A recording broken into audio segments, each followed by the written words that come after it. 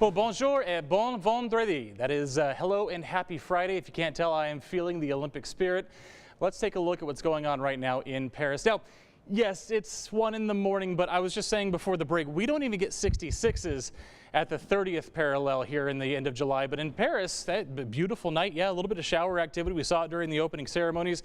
If you missed it today, of course, we've got that coming up for you right after the show. So stay tuned after we are off the air. For tomorrow, if you are going to be watching those athletes perform and do their thing tomorrow, take a look at this Parisian day, okay? Now, yeah, a lot of cloud cover, a little bit of rainfall, got to deal with that, but they're not going to get above 70 degrees tomorrow. It's going to be a great day for athletic competition for sure. Now, we're not going to be topping out at 70, unfortunately. However, I can say this. We're at 83 right now. We were up to 86 today to top out.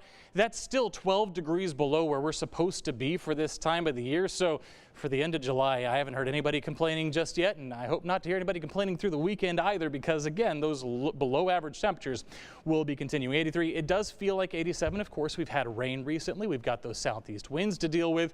So yeah, there's a little bit more humidity. So we're going to add just a little bit to that feels like temperature across the area. But the overall number's not bad. Take a look at Centerville right now. It's 6 o'clock. It's not 10 o'clock, it's 6 o'clock. It's 77 right now in Centerville, 82 from Fairfield to Mejia, 80 right now in Corsicana.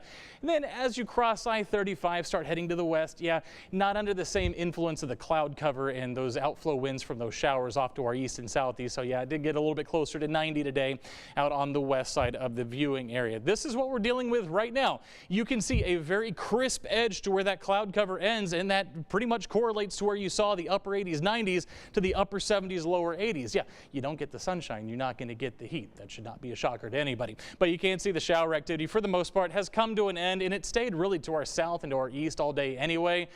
So just not a great rain situation for today, unfortunately. Again, we only had about a 20% chance. You can kind of see the edge of that Gulf influence, this little boundary right here. That kind of shows you where those southeast winds kind of come to a halt right there.